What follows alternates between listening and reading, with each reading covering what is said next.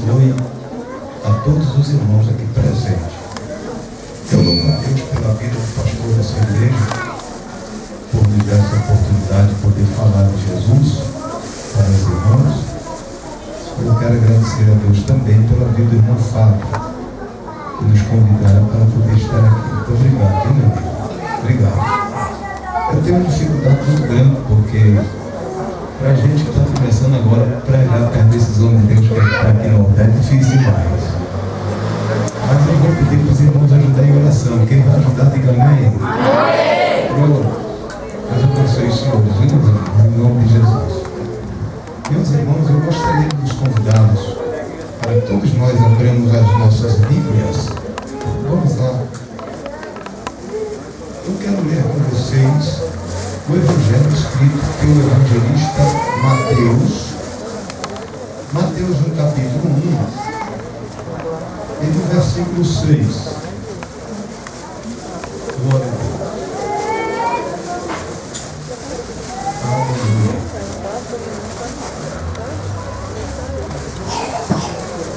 E a gente, nós temos ainda alguns DVDs. Nós temos ainda alguns DVDs. O irmão, a irmã, que ainda não adquiriu, nós temos aqui um dos trabalhos. Na verdade, a gente tem mais de 15 temas gravados em DVD. É que veio pouco tema para cá. Mas eu tenho aqui um culto na beira do caminho. Tem um outro aqui que é o mistério do culto na casa de Jessé. Parece que ainda tem aí a trombeta da convocação. Você que tem uma chamada de Deus para o ministério da pregação, invista no seu ministério. Invista. Apareceu uma oportunidade para você comprar um livro, compre um livro. DVD, compre. CD, enciclopédia, olha, invista. E Deus vai lhe recompensar. Existe uma regra de 3 na vida daquele que tem uma promessa de Deus, tá bom, gente? Existe uma regra de 3. Pastor, o que é regra de 3? Observe. Ação, reação e solução. Quem gravou, diga amém. Amém. Pronto. Então, esse é o recado que eu tenho para vocês. Vocês estão vendo aqui, é um milagre de Deus, viu, gente? Daqui a pouco eu explico o porquê do milagre, tá bom? Quem encontrou a palavra de Deus no Evangelho escrito por Mateus, capítulo 1, versículo 6, somente a parte A do texto, diz assim: e Jessé gerou ao rei Davi. Vamos ler junto para a gente ratificar a leitura? No 3? Vamos lá. 1, 2, 3. E Jessé gerou ao rei Davi. Agora, por favor, leia comigo 1 Samuel, capítulo de número 17. 1 Samuel, capítulo de número 17. Versículo de número 49. 1 Samuel, capítulo 17, versículo de número 49. Glória a Jesus. Tu és santo e maravilhoso, meu Deus. Os meus irmãos que acharam poder dizer amém. Amém. Gente, eu estou feliz de estar conhecendo a cantora que louvou a Deus aqui. Deus abençoe, viu, a vida de vocês, tá bom? Eu me faço acompanhar da minha esposa, irmã Doce, e também a irmã Cíntia, que também louva a Deus. Vamos lá, gente. 1 Samuel, capítulo 17, versículo 49. Eu queria pedir a sua ajuda, porque há uma revelação de Deus aí. Eu quero pedir para você me ajudar nessa leitura, tá bom? Eu gosto de ir com calma, gente, para a gente entender os mistérios de Deus. Vamos lá, por favor. 1 Samuel, capítulo 17, 49. Toda a igreja em alto bom som. Vamos lá? 1, 2, 3.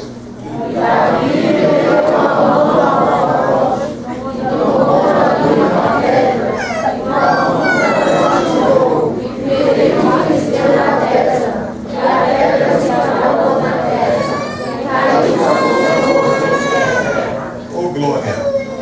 Gente, eu estava meditando nesse texto com muita precisão, particularmente eu cheguei a um denominador. Esse termo meditar na Bíblia quer dizer pensar, refletir e analisar. Isso porque todo ser humano tem a sua fonte de aprendizagem. O nosso aprendizado emana de 3 fontes. Número 1, nós aprendemos por pesquisa. Número 2, nós aprendemos por audição. E número 3, nós aprendemos por revelação. Tem coisas que a gente aprende ouvindo, existem coisas que nós aprendemos pesquisando, porém há coisas que nós aprendemos com Deus através de uma revelação direta que Ele mesmo dá para nós. Esse texto é um mistério, porque foi um fato que aconteceu com um moço em Israel, numa época em que Israel ainda não era uma nação. Nesse tempo aqui, Israel era uma confederação de tribos. Segundo a Bíblia, foi implantado por Deus em Israel 3 formas de governo. Primeiro foi a forma patriarcal. Segundo, a forma dos juízes. Terceiro, a monarquia. Durante o tempo em que acontece esse fato, nós estamos na 3ª forma de governo implantada por Deus em Israel, que seria a forma monárquica. Mas nesse tempo Israel não era nação. Isso porque toda nação, para ser uma nação, ela precisava ter no mínimo 6 coisas. Senão, não podia ser nação. Então eu vou dizer com calma, você tente memorizar. A primeira coisa que ela precisa ter para ser uma nação é território. Segunda coisa, idioma. Terceira coisa, leis. Quarta coisa, exército. Quinta coisa, bandeira. Sexta coisa, Deus. Quem gravou, diga amém. Amém. Pronto.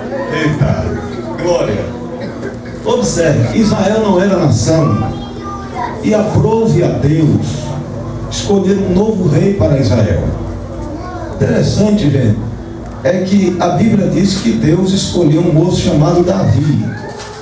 Davi, ele não é só considerado, ele é de fato o maior salmista de toda a Bíblia Sagrada. Gente, há uma diferença entre salmos, salmista e salmodiar. Pastor, defina para mim a expressão. Vamos lá. O que é salmos? Salmos quer dizer melodia, canção, música, louvores. Pastor, o que é salmista? Salmista é aquele que compõe a letra da canção, da melodia, do louvor. Logo, o salmista é um compositor. Pastor, o que é salmodiar? Salmodiar quer dizer bendizer, exaltar, engrandecer, enaltecer. O nome daquele que é, daquele que tem, daquele que pode, daquele que faz. Oh, glória! Vocês observem, gente, que as escolhas de Deus é diferente das nossas escolhas. Isso porque Deus não olha como o homem olha, Deus não vê como o homem vê. Segundo a Bíblia, o evangelista Mateus, ele disse uma coisa que deu um nó na minha mente. Por quê? Observe o detalhe, tá bom? Alguns atribuem esse evangelista como São Mateus. Outros dizem assim, ó, Evangelho de Mateus. Pastor, defina para aí na íntegra. Existe evangelho de São Mateus, São Marcos, São Lucas e São João na íntegra? Não. Por quê? Gente, quem dá esse atributo de São Mateus, São Marcos, São Lucas e São João foi João Ferreira de Almeida, gente. Pastor, quem foi João Ferreira de Almeida? Aparece nas primeiras páginas da sua Bíblia. Foi um padre que traduziu a Bíblia do latim para o português. E vocês sabem porque João Ferreira, por se tratar de um padre, carregava uma tradição católica. No catolicismo ensina o nome de uma pessoa, quando começa com um A vogal, ela recebe o nome de santo.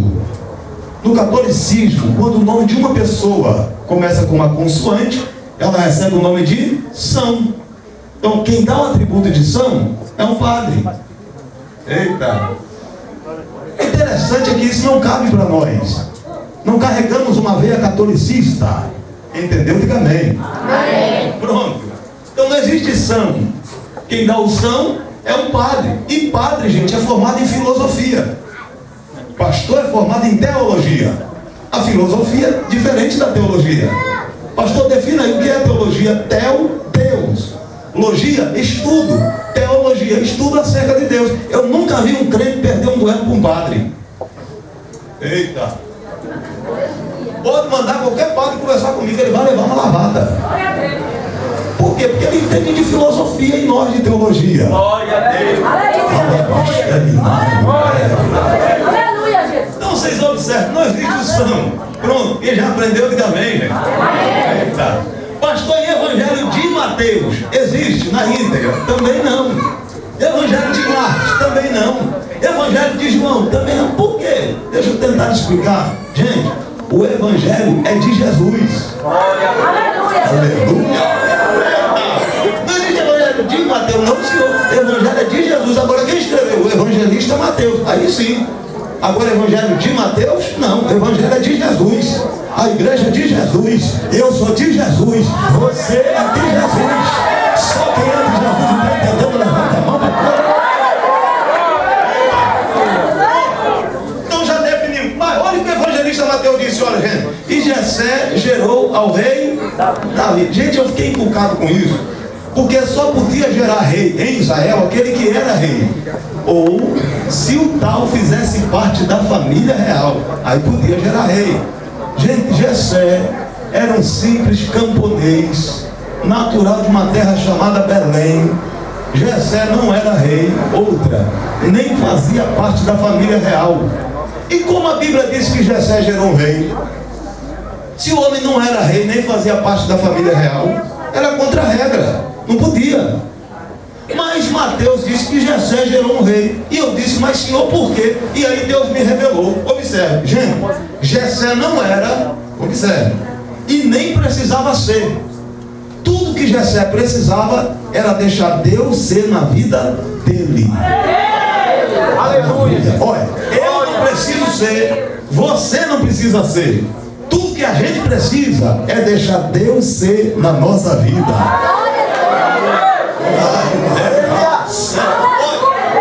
Com Deus é assim, para você ser, primeiro você tem que deixar de ser. Eita. Pastor, explica, vamos explicar. Você lembra que Moisés, vamos falar de Moisés, quem era Moisés? Príncipe. Aonde? No Egito. Deus olhou e disse, Moisés, eu quero fazer você ser, mas para você ser, primeiro tem que deixar de ser. Aí Deus leva ele para o deserto. Moisés era príncipe, Deus levou ele para o deserto para ele deixar de ser príncipe.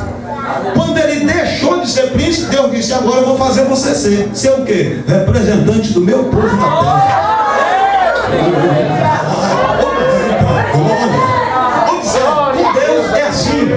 Para você ser, primeiro você tem que deixar de ser. Agora, o que é que eu tenho que deixar de ser para Deus fazer eu ser? O que é que você tem que deixar de ser para Deus fazer você ser?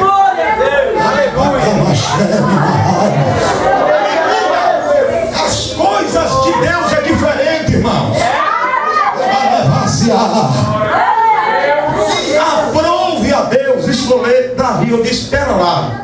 Porque segundo a Bíblia, irmão, Jessé tinha 8 filhos. Quantos filhos, irmãos? 8. Gente, a Bíblia dá o nome de todos os filhos de Jessé. Não, pastor, só li o nome de 3, não dá o nome de todos. Aonde? 1 de Crônicas, capítulo 2, versículo 13 e 14. Aleluia. Pera, vai faltar um aí, tá bom? Se tu acompanhar, tu vai ver que vai faltar um aí. Por quê? Porque esse texto não foi escrito em ordem cronográfica. Por isso Davi aparece como 7º aí. Mas Davi é o 8º. E quem é que falta, pastor? É o Eliú. Aonde que está? 1 de Crônicas, capítulo 27, versículo 18. Então, a Bíblia dá o nome de todos, tá bom? Grave aí, 1 de Crônicas, capítulo 2, verso 13 e 14. 1 de Crônicas, capítulo 27, versículo 18. Então, vamos aos nomes? Vamos lá. Porque o interessante é que a Bíblia dá o nome de todos. Cada nome tem um significado. Agora, cada significado tem um sentido diferente. Vou tentar explicar. Vamos lá. Primeiro, Eliabe. Segundo, Abinadab. Terceiro, Samar. Quarto, Natanael. Quinto, Radai. Sexto, Ozem. Sétimo, Eliú. Oitavo, pronto. Cada filho de Jessé tem um nome. Agora, cada nome é significado. Por exemplo, Eliabe, Deus é pai. Abinadab, pai da nobre. Samar, subjugado. Natanael, presente de Deus. Eu vou correr. O único filho de Jessé que na Bíblia o seu nome não tem significado nenhum é o do nosso irmão Davi. Por se tratar de um nome único, não tem significado. Você vai dizer, mas espera aí, pastor. Um autor chamado Orlando Boyer diz que o nome Davi quer dizer amado de Deus. Por quê? É porque o evangelista Lucas, no livro de Atos 2, apóstolo, no capítulo 13, no verso 22, diz que Davi era um homem segundo o coração de Deus. Isso mostra que Deus amou a Davi. Aí eles dizem que por alto quer dizer amado, mas não é. Há quem diga ainda que o nome Davi quer dizer DWD, que é a raiz da palavra chamada amor. Mas amor também não se explica. Prova disso, irmãos, é que o evangelista João, quando tentou explicar a expressão amor, nem João entendeu. Aí ele escreve assim, porque Deus amou o mundo. Aí ele buscou no dicionário uma palavra que explicasse, ou que exemplificasse a expressão amor. Como ele não achou, ele colocou a palavra tal. Agora, se tu buscar o significado da palavra tal, tu vai dar glória para Deus.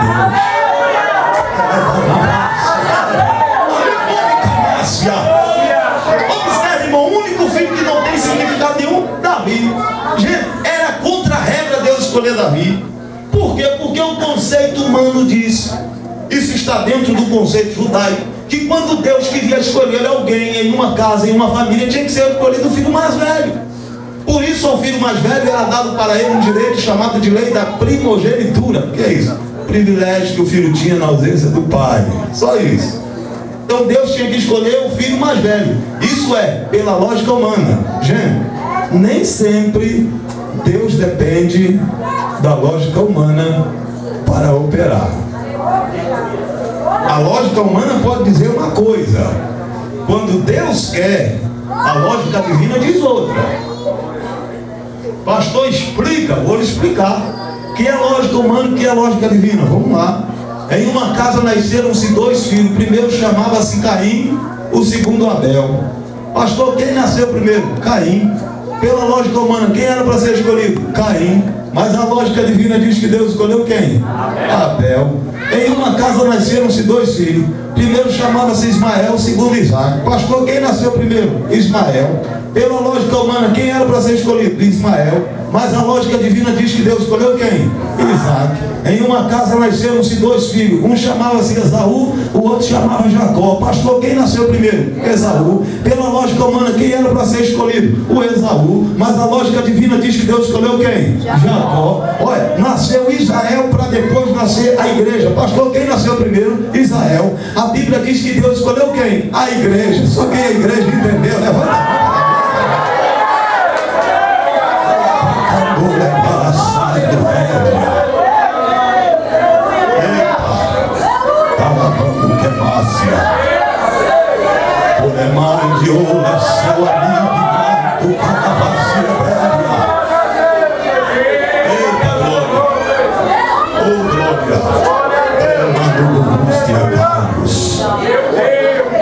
É que o Espírito de Deus acabou de me dar uma revelação, daqui a pouquinho eu passo.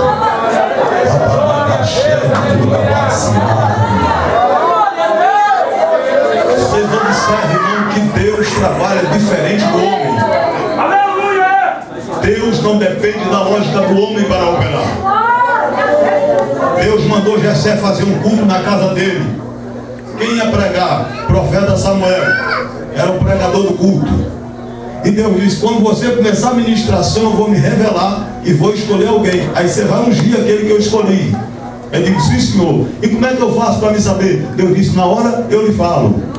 Então na hora do culto ele mandou fazer uma fila. Fez-se a fila. A fila começou com Eliabe. Eliabe era o mais velho. Eliabe, Abinadab, Samar, Natanael, Radai, Ozem, Eliú, o último, Davi. Fez a fila. Pela lógica humana, quem era para ser escolhido era o Eliabe, o primeiro. Mas Deus olhou lá de cima e disse, Samuel! Ele disse, sim, senhor. A fila está errada. Não, senhor, o nosso conceito humano diz que é do maior para o menor, está certo. Deus disse, está certo para você, para mim não está não. Glória a Deus, aleluia. Senhor, o que eu faço? Diga para o povo inverter a fila. Como é, Senhor? Fala para inverter o negócio. E Jessé, Deus mandou os meninos inverter a fila. Inverte aí, vamos lá, inverteu. Aquele que era o primeiro passou a ser o? Aquele que era o último passou a ser o? Deus inverteu a fila naquele dia. Oh, glória. Olha, tu crê? Alguém recebe profecia aqui? Ouça o que Deus lhe fala nessa noite. Algumas coisas vai virar ao teu favor na terra. Vai haver uma virada tão radical que alguém não vai entender o mistério de Deus. É chegado um tempo de Deus lhe exaltar onde você está. Só quem crê, fecha a mão e recebe o que Deus está dando aqui.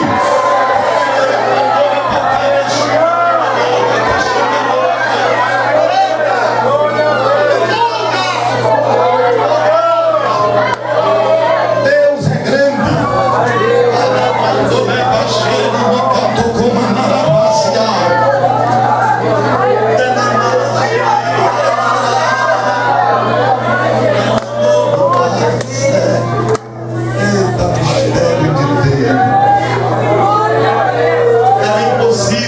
Davi ser rei. Vocês sabem perfeitamente bem que o trabalho do menino era na roça, era no campo. O menino era um simples pastor de ovelha. Não tinha capacidade para assumir um trono. Como que Deus vai tirar um menino do pasto e vai colocar um menino para ser rei de uma nação, gente? Não tem lógica. Pela lógica humana era impossível Davi ser rei. Mas Deus disse assim: Davi, eu reservei para você algumas unções. E a primeira unção que eu reservei para você, Davi, vai fazer toda a diferença na sua vida. Davi na Bíblia recebeu 3 unções. Quantas unções, gente? 3. Deixa eu lhe dizer, a primeira foi no nome do Pai, a segunda no nome do Filho, a terceira no nome do Espírito Santo. Cada unção na Bíblia tem um nome, tá bom? Cada nome tem um significado. A primeira unção, ela tem um nome. Como se chama, pastor? Chama-se de unção da capacitação. Davi não tinha capacidade de ser rei, mas Deus estava o capacitando. Gente, quem levanta a pessoa é Deus. Quem capacita a pessoa é Deus. Você ser preparado pelo homem é uma coisa. Agora você ser preparado por Deus é outra coisa. Do homem, das pessoas, a gente adquire inteligência. Eu não posso confundir a inteligência com a sabedoria. Por quê? Porque a inteligência é proveniente do homem, a sabedoria é proveniente de Deus. Glória a Deus, aleluia. Então Deus falou para Davi: eu vou lhe capacitar. Deus capacitou a Davi para Davi fazer uma coisa que ele nunca tinha feito. Gente, quando Deus capacita, é um negócio lindo demais. Aleluia. No céu, amado. Glória a Deus, aleluia. Está aqui um moço que fala com conhecimento de causa. Eita. Talvez pode ter alguém aqui que me conhece, e pastoreando algumas igrejas aí por aí. Aqueles que me conhecem sabem que eu parei de estudar na 4ª série. Aqueles que me conhecem sabem que eu nunca fiz um curso teológico na vida. Aqueles que me conhecem sabem que eu nunca fiz uma faculdade teológica. E é pastor, pastor. Convencionado, convencionado. Como? Não sei. Glória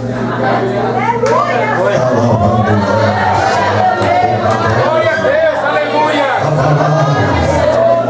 Quem olha assim pensa que a gente tem curso.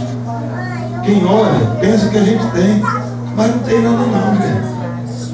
E como é que prega como prega? É coisa que Deus dá. Aleluia. Aleluia. Quando eu falo para você de capacitação, estou dizendo que eu falo com conhecimento de causa, porque aconteceu um negócio na minha vida que foi extraordinário. Eu gosto de falar isso, gente. Eu estava pregando aqui na Vila Gumercindo, do lado da saúde, sabe? Pastor Dorival, setor 116 do Ministério do Belém. E o o diretor do Instituto Teológico me viu pregando. Acabou o culto, ele me chamou e disse: filho, gostei da palavra, eu queria te convidar para você pregar. Eu disse: pastor, vamos fazer o seguinte, o senhor me deixa seu telefone e o endereço da igreja que eu ligo para o senhor e eu vou lá, porque se eu lhe der meu telefone, eu estou sempre trocando de número de telefone, é difícil me achar, mas me deixa que eu ligo e eu vou lá na igreja. Ele falou: não é na igreja não. Eu disse: aonde é, pastor? Ele falou assim: é lá no nosso Instituto Teológico. Eu falei: não entendi. Ele disse: eu estou te convidando para você ensinar lá no nosso Instituto Teológico. Eu disse: pastor, posso dizer uma coisa para o senhor? Ele disse: fica à vontade. Eu disse: pastor, aqui eu mesmo nunca fiz um curso na minha vida. Ele olhou e disse: rapaz, pode mentir não, filho. Eu disse: mas é verdade. Você nunca fez o curso? Eu digo: não, senhor. E como é que você pregou do jeito que você pregou hoje? Da onde que vem essa sabedoria? Eu disse: aí é proveniente de Deus.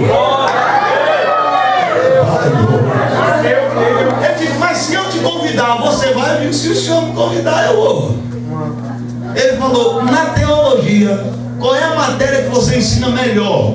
O Espírito de Deus soprou no meu ouvido e disse: diga qualquer uma. Eu falei: qualquer uma.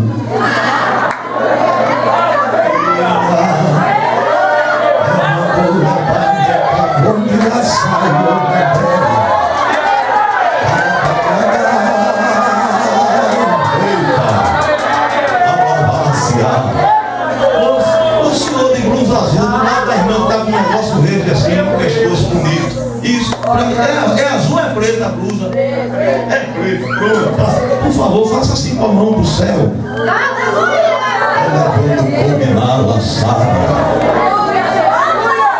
Num espaço de tempo muito curto, vou eu mudar a história da sua vida. Vai haver restauração e restituição de valores. E é uma festa grande que eu estou preparando para ti na terra. Sou Deus de surpresa e também de providência. Receba essa chave de uma nova casa que desce na tua mão. Busque a minha presença. Ore e consagre a tua vida diante do meu altar, porque vou abrir o seu entendimento e lhe dar revelações dos altos céus, e lhe usarei nas minhas mãos com poder e muita glória.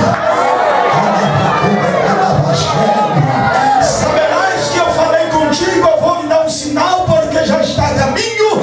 É a minha palavra, assim te disse o Senhor.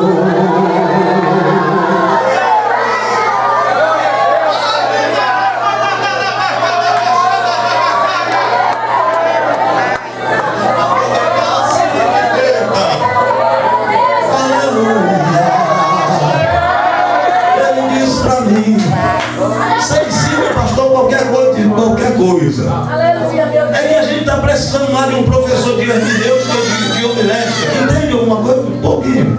O que é que você entende sobre essa matéria chamada homilética? Eu disse: eu entendo que o que o senhor chama de matéria não é uma matéria, isso é uma arte. Uma arte fundada por Sócrates. Sócrates, quando fundou essa arte no ano de 1900, ele disse: não, chega, tá bom. Tá bom, chega. Vamos passar. Eu disse: sim, senhor. Eita glória. Marcou o dia e agendou. Eu fui para lá. Foi lindo demais. Porque quando eu cheguei lá, que eu entrei, fizeram um crachazinho para mim, bonitinho assim, sabe, meus amigos? Um crachazinho, o meu nome embaixo é escrito assim, estava dizendo: professor.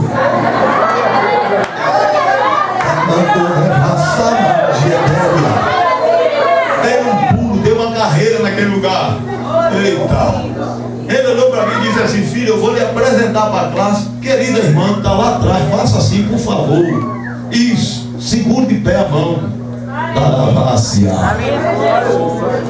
Teu adversário montou e arquitetou um projeto de destruição na tua casa, Baramaia.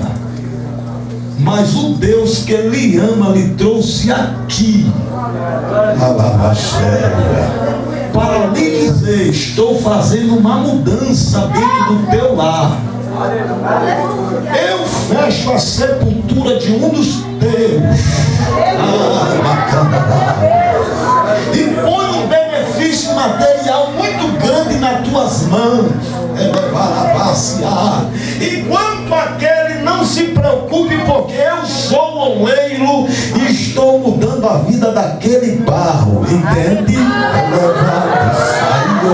Prepare para fazer um culto de ação e de graça na tua casa, porque estou fazendo mudança. Teu tempo de cantar chegou. Assim que disse o Senhor. Quem crê pode levantar a mão para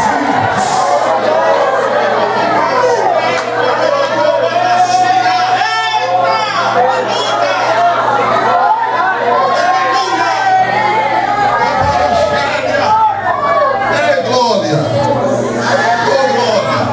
Ele me levou lá para dentro da classe, me apresentou para todo mundo. E aí, quando ele estava apresentando, 2 alunos, um olhou para o outro e disse assim: é isso aí que vai ensinar para a gente? Eu fiquei quieto, porque fazer o quê, né? Tem coisas que a gente tem que passar. Fiquei quieto, olhando. Ele me apresentou para a classe e disse: pastor Babá, está com o senhor a oportunidade. E eu fui lá, peguei o livro, disse: todos aí estão com o livro na mão. Nós vamos abrir aí na página tal, nós vamos estudar hoje sobre Sansão. O homem que nasceu para ser um herói, mas se perdeu no caminho e virou um palhaço. O critério não é começar bem, é terminar bem. Tem gente que começa bem e termina mal. Tem tanta gente se perdendo por aí. Não se perca, irmão. Vamos estudar sobre Sansão. Lá de trás um aluno levantou a mão e disse: professor, posso fazer uma pergunta? Eu estranhei. Porque, gente, eu nem tinha começado a ensinar ainda. Geralmente se faz pergunta quando a gente já está discursando, né? Já ensinando. E até então não tinha ensinado nada. Só pedi para os irmãos abrir a Bíblia. E como que o rapaz vai me fazer uma pergunta se eu nem comecei a ensinar? Eu disse: mas tudo bem, eu aceito. Fique de pé aí, pode formular uma pergunta, vamos lá. Ele disse: aqui a gente vai aprender sobre Sansão, não é, professor? Isso é justo? É que eu queria saber, olha, qual foi o enigma de Sansão? Gente, eu poderia até responder, mas eu preferi usar o método que Jesus usava. Sempre que alguém fazia uma pergunta para Jesus, Jesus nunca respondia a pergunta da pessoa de imediato. Jesus fazia uma outra pergunta em cima da pergunta da pessoa. Eita. Aleluia. Eu disse: meu amigo, a pergunta do senhor é tão boa que eu estou motivado. Eita, eu estou tão empolgado que eu quero lhe fazer uma pergunta também. Se o senhor responder a minha pergunta corretamente, eu respondo a sua corretamente. Amém? Ele disse amém. O senhor perguntou o que eu disse: qual foi o enigma de Sansão? Eu disse: pois bem, a minha pergunta é a resposta da sua. Preste atenção, tá bom? Ele disse: sim, senhor. Eu disse: quem foi que cortou o cabelo de Sansão? Está ligado ao enigma, hein? Aí ele olhou e disse assim: aí é fácil. Eu disse: vamos lá então. Ele falou: Dalila. Aí o outro: Dalila. Eu disse: mais alguém na classe, gente? 38 alunos. Mais alguém na classe? Todo mundo: Dalila. Pastor, aí é fácil. Dalila. Mais alguém, gente? Todo mundo: Dalila. Pronto. Se eu disser para vocês que a resposta de vocês está errada, ele disse assim: errada? Eu digo: errada. Ele falou: mas na minha Bíblia diz Dalila. Eu falei: só se for na Bíblia de São Cipriano. Aleluia. Ele disse: então prova para mim. Eu disse: provar não, a gente está aqui para aprender, eu vou lhe mostrar. Que é isso, meu amigo? Vou lhe mostrar. Juízes capítulo 16, versículo 17, versículo 18. Diz assim, ó: e Dalila o fez dormir em seu colo, e chamou a um homem, e este cortou-lhe o cabelo de Sansão. Glória a Deus. Falou: é verdade. Eu disse: é verdade. Foi Dalila coisa nenhuma, rapaz. Se Dalila tivesse aqui, ela lhe processava. Aleluia. Calúnia, difamação, danos morais. Ele respondeu os 3 processos. Ele olhou e disse: é verdade. Eu disse: pois bem, já que o senhor não respondeu corretamente, eu vou fazer para você uma outra pergunta, lhe dando uma oportunidade de eu responder a sua, que eu estou motivado. Ele disse: tudo bem, pode perguntar. Eu falei: qual é o nome do homem que cortou o cabelo de Sansão? Gente, cá para nós, tá bom? Cá para nós. A Bíblia não diz o nome do homem, viu? E por que é que o senhor perguntou? Foi a estratégia que Deus me deu. Eu disse: qual é o nome do homem? E ele olhou para o outro e não sei, o outro não sei. Ninguém aqui sabe. E o diretor encostado assim na porta, assim perto do rapaz, sabe? Eu disse, ninguém sabe, gente. Eu não sei. Fala aí, professor. Eu disse, mas ninguém sabe. Não, não sabemos não. Fala aí. Eu disse, vamos fazer o seguinte. Já que vocês não responderam essa pergunta aqui, vai ficar como lição para casa. Quando vocês pensarem em fazer uma outra pergunta, respondam essa primeiro. Já tem uns anos que eu estou ensinando lá e nunca mais ninguém me perguntou nada. O diretor encostou do lado do rapaz e disse assim para ele: hoje tu arrumou tampa para panela.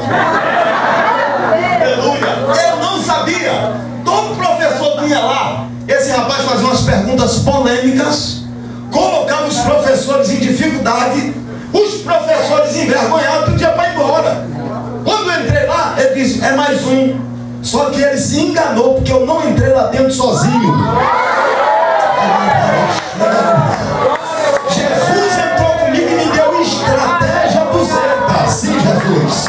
Alguém recebe mais uma profecia de Deus aqui? O diabo estava arquitetando planos para te envergonhar, mas Deus manda lhe dizer que vai lhe dar estratégia. Eita!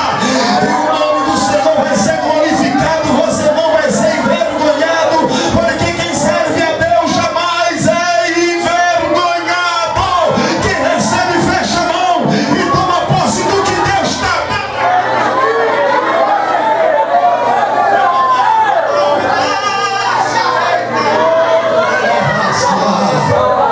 Gente, eu fechei a Bíblia, mas quem aguenta mais 5 minutos, diga amém. Amém desse eu prego até meia-noite aqui, meu pastor. Eita! Aleluia! O mistério de Deus é que Deus encontrou Davi, ungiu Davi. Quem recebe a unção de Deus é diferente, viu, irmão? Eita, glória de Deus! Unção de Deus faz a diferença. Davi foi chegando lá no campo de batalha, eu acho lindo. Por quê?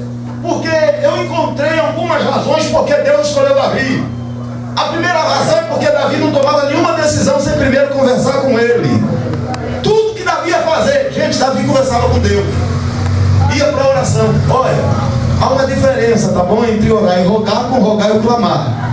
O conceito judaico diz que há 4 formas da gente pedir. Oração é uma coisa, clamar é outra coisa, rogar é outra coisa e gemer é outra coisa. Quem entendeu, diga amém. Depois a gente fala disso. Olha, eu descobri também a segunda razão porque Deus escolheu Davi. Por quê, pastor? É porque Davi era uma pessoa que sabia fazer da adversidade uma oportunidade. Olha que coisa. Davi, ele fazia da adversidade, entenda isso, uma oportunidade. Chegou a adversidade na sua vida, faça dela uma oportunidade para o nome do Senhor ser glorificado. Aleluia! Davi sabia que a crise era um campo fértil para alguém crescer. Não tem campo melhor do que a gente crescer na crise, no meio do problema, da dificuldade. Aleluia! Eita glória! E o Davizinho foi chegando no campo e viu um gigante por nome de Golias. Como é que era o nome do gigante, gente? Golias. Golias era um campeão da terra de Gat, que ficava na Filístia. A Filístia era composta por 5 cidades. Cada uma dessas cidades era dominada por um gigante. Golias tinha mais 4 irmãos. Total eles eram 5. Por isso, quando Davi desceu no ribeiro, ele pegou 5 pedras.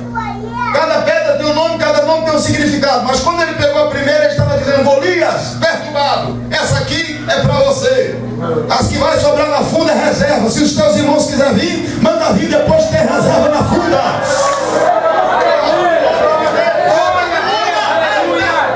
Davi viu que os outros não viram. O que? Ele viu uma brecha aqui na fronte, porque o símbolo dos filisteus estava na testa. Ele olhou e viu que os outros não viram. Aí Jeová olhou para ele e disse: está vendo, Davi? Ele disse: sim, senhor. Davi, atira e deixa o resto comigo. Davi era bom a funda, viu, gente? Davi era bom. A habilidade que Deus deu para ele não foi coisa humana, Deus deu. Davi olhou assim, mirou, sabe? E o interessante é que a Bíblia diz que o gigante afrontou Davi e desprezou o Deus de Davi. Quando ele afrontou Davi e o Deus que Davi servia, Deus olhou lá de cima e disse: não gostei. Olha, mexer com a gente tudo bem, agora mexer com Deus que a gente serve é uma encrenca. Aleluia, aleluia. Meu goleiro que está ali, só porque ele me afrontou, eu vou fazer um mistério aqui extraordinário. Atira a pedra e deixa comigo. Davizinho mirou, botou e viu. Aí o texto que a gente leu, versículo 49, diz que a pedra lhe cravou na testa, ou seja, quebrou o crânio, tá bom? Do gigante. Cravou.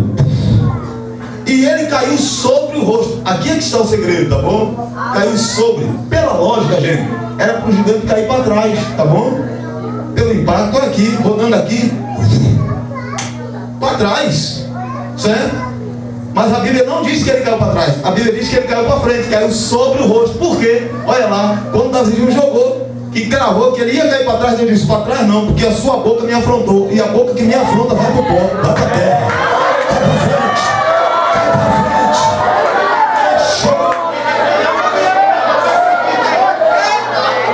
Maior o gigante, maior o tombo dele.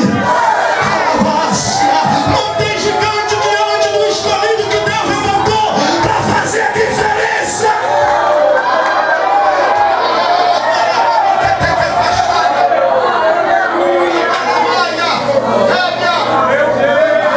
Essa noite é uma noite única de Deus para a sua vida.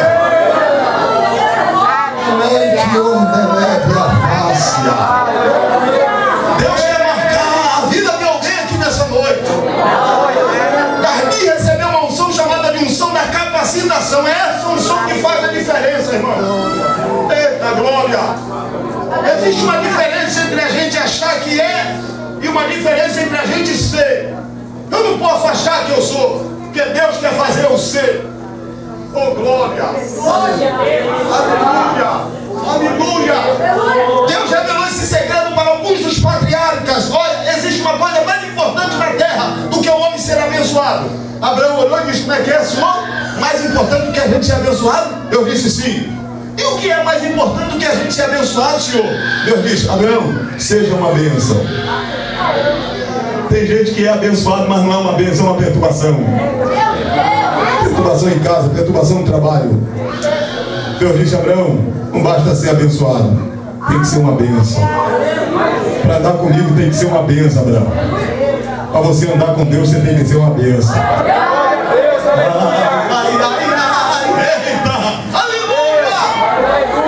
Essa noite é uma noite específica de Deus para a sua vida.